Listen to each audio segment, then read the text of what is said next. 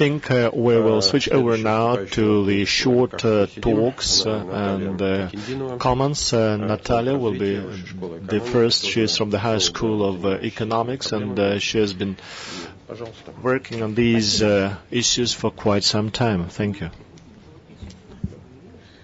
Спасибо. Sergey has referred to all the areas that our working group is dealing with, and I would like to focus on one of the areas. It is improvement of the budgetary spending structure, and I think it is this particular area that the application of the framework of the open government should be quite fruitful. It is a public discussion of the options of the fiscal policy and held in consultation and taking into account a wide range of opinions in decision-taking. At present, there is a situation when most of the decisions with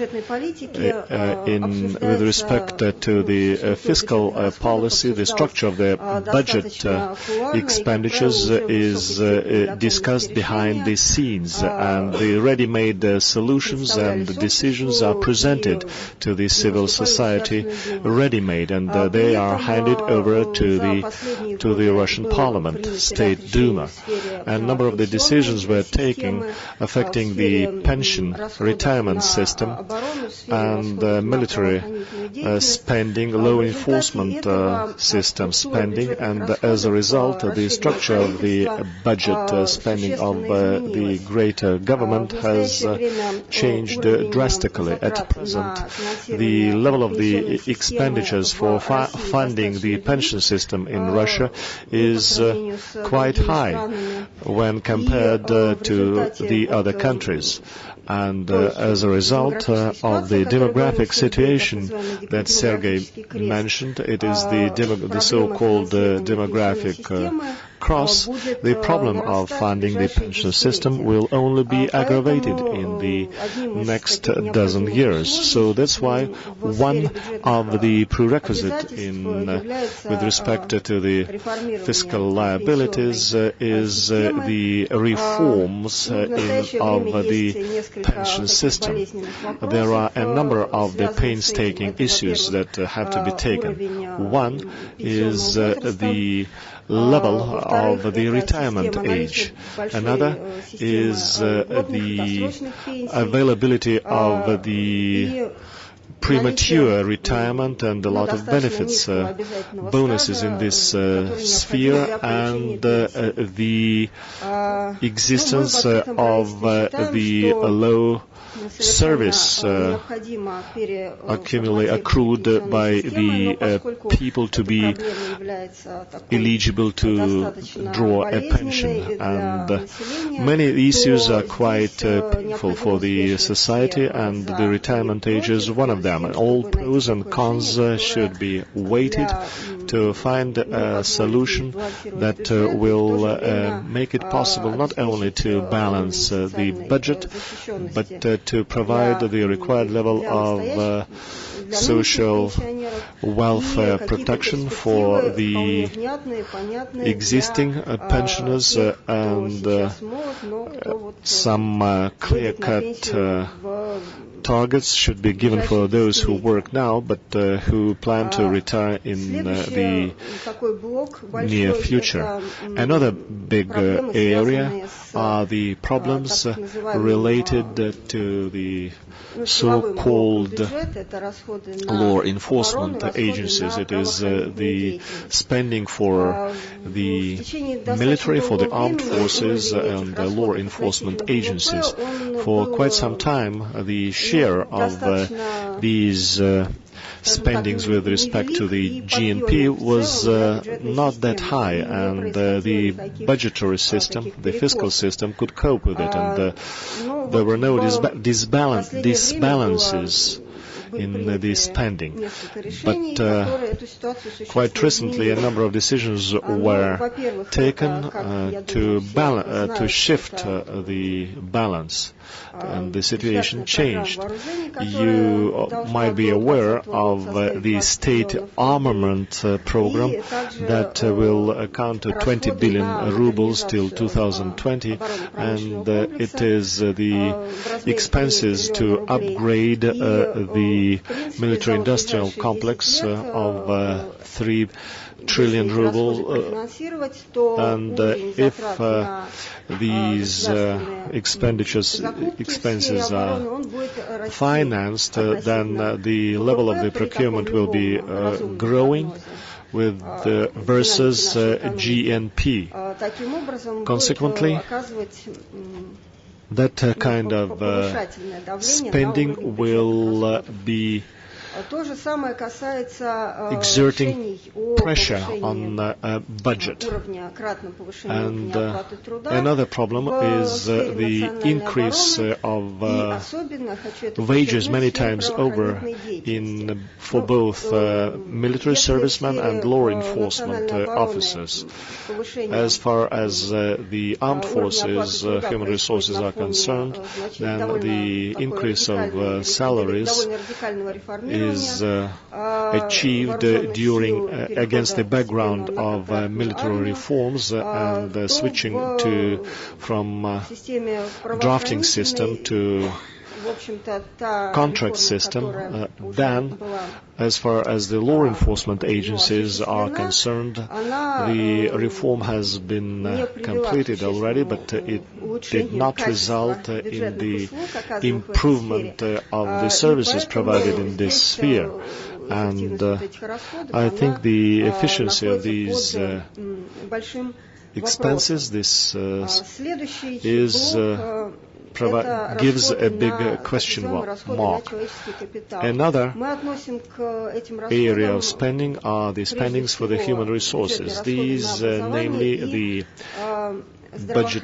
budget spendings for education and health care. And I would like to mention that we have some outstanding problems that need to be resolved. And it was mentioned during the plenary session that the structure of these sectors, the education and health care, has been inherited from the Soviet Union, and the level of wages and salaries is pretty low. And on the whole, it does not provide the acceptable, decent level of services provided in these sectors. And we realize only too well that it is necessary to reform these sectors, to scrap the Soviet heritage in these sectors, and we think the necessary prerequisite for the reforms is the increase of the level of compensation in these sectors. But due to the budgetary restrictions, but that's not the only reason, just a mere increase of wages, mechanical increase of wages, cannot result in the increase of the services provided in these sectors. It is necessary to change drastically the system of assessment of the quality of the services based on its compliance with the standards that are being developed for these sectors. And the quality of the services should be close, or should approach the best available practices of the developed countries. And it is also necessary to optimize the budgeting, the funding, because at